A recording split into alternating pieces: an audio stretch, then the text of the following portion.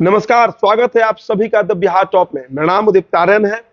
देखिए, इस वीडियो में हम चर्चा करेंगे मुकेश सहनी की जो एंट्री हुई महागठबंधन में, तेजस्वी यादव से जो उन्होंने हाथ मिलाया सभी गिला शिकवा को भूलकर, उसका क्या दूरगामी परिणाम बिहार की राजनीति पर पड़ सकता है। सबसे पहले, इसके पहले एक और चर्चा जरूरी है। परसों जो है वो AIMIM असदुद्दीन अवैसी की जो पार्टी है उसने ऐलान कर दिया कि बिहार के 16 सीटों पर जो हमारा ऐलान था चुनाव लड़ने का, वो अब खत्म हो गया। मात्र एक सीट यानी किशनगंज पर ही हमारी दावेदारी रहेगी। ये बहुत बड़ा राजद के लिए समझिए कि तिलिस्म का काम करेगा। मतलब राजद के लिए यह एक ऐसा फैक्टर बनेगा जहां मुस्लिम वोट का जो बिखराव था वो अब कंट्रोल में आ गया। मतलब मुस्लिम जो है वो एक तरफा महागठबंधन की तरफ वोट करेंगे, चाहे कांग्रेस का प्रत्याशी हो या फिर राजद का प्रत्याशी हो। मुस्लिम वोट जो बढ़ता है अवैसी की पार्टी के कारण, वो अब खत्म हो गया और ये बड़ा एडवांटेज तेजस्वी को मिल रहा है। अब कल के प्रकरण पर आते हैं। मुकेश सहनी जो महागठबंधन में शामिल हुए, देखिए बिहार में मुकेश सहनी का यह दावा रहता है कि 9-9.5% जो बिंद केवट निषाद मल्लाह समाज का वोट है उसके वो इकलौता नेता है। तेजस्वी यादव ने अपनी 26 सीटों में से 3 सीट काट कर दिया है मुकेश सहनी को, मोतिहारी, गोपालगंज और झंझारपुर।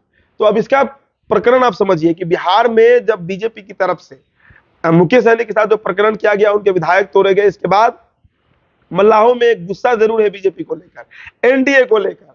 मुकेश सहनी प्रयास भी किए कि एनडीए में वो सेट हो जाए।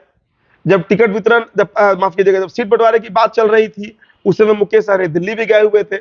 इतना होने के बावजूद मुकेश सहनी की बात वहां नहीं बनती है और वहीं पर बीजेपी चूक जाती है। मुकेश सहनी जो है उनके पास अगर एक मुश्त 9 से 10% वोट वो दिलवा पाएंगे तो समझिए आपकी कितना बड़ा खेल बिहार में सहनी कर सकते हैं। बिहार का कोई भी लोकसभा सीट हो, वहां पर कम से कम 50,000 वोटर मुकेश सहनी के हैं। मतलब उनके समाज के हैं, उनकी जाति के हैं, जिस जाति के वो नेता बनते हैं। मल्लाह, केवट, निषाद, बिंद बेलदार जो जाति होती है। अब कम से कम 50,000 हम बता रहे हैं, इससे अधिक होगा किसी किसी सीट पर। खगड़िया आप कह लीजिए, मुजफ्फरपुर पकड़िए, इन सीटों पर 1.5 लाख, 2 लाख, 2.5 लाख तक वोट है। तो ऐसे कई सीट है जहां पर मुकेश सहनी का जादू अगर चला तो एनडीए का खेल खराब हो सकता है। और न सिर्फ खराब हो सकता है, वो सीटें एनडीए हार भी सकती है। और इसी गुणागणित को बैठाकर तेजस्वी यादव जो है उन्होंने मुकेश सहनी का हाथ पकड़ा, उनका दामन थामा, मुकेश सहनी को अपने साथ लाकर प्रेस वार्ता किया। और अब जो गुणागणित बन रहा है बिहार में, कांग्रेस 9 सीटों पर लड़ रही है, 3 सीटों पर मुकेश सहनी लड़ रहे हैं, 23 सीट पर राजद लड़ रहे हैं और अन्य सीट जो है उस पर वामदल जो है, भाकपा माले, ऐसी पार्टियां लड़ रही हैं। अब ऐसी स्थिति में बीजेपी के लिए तनाव जरूर बढ़ेगा। मुकेश सहनी का जो पूरा पिछले 5-7 सालों का जो एक कैंपेन है और खासकर जो निषाद आरक्षण की जो वो बात करते रहे, वो एक बड़ा फैक्टर बना मल्लाहों के लिए गोलबंद होने के लिए। और अब जो स्थितियां हैं उसके अनुसार मुकेश सहनी के महागठबंधन में शामिल होने के बाद तो 9% 10% वोट बिहार का है वो एक तरफा महागठबंधन की तरफ जाएगा। तो एक तरफ मुस्लिम वोट का बिखराव जो है वो रुक रहा है। अब इसी के कारण उन्होंने ऐलान कर दिया कि हम एक ही सीट पर लड़ेंगे, किशनगंज पर, वही सीट हमको चाहिए।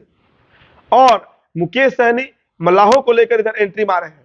तो ओबीसी में कई जातियां हैं जो राजद के साथ है, ईबीसी का भी मोह इस बार भंग हो रहा है बीजेपी से। और अब मुकेश सहनी का जाना एक बड़ा डिफेक्टो बनेगा, जिस कारण एनडीए को यहां पर कई तरह की कठिनाइयों का सामना करना पड़ सकता है। तो बिहार की राजनीति में एक बड़ा प्रकरण है, इसे आप कम आंक मत देखिएगा। इसका परिणाम 2024 के चुनाव परिणाम के दिन यानी 4 जून को दिख सकता है।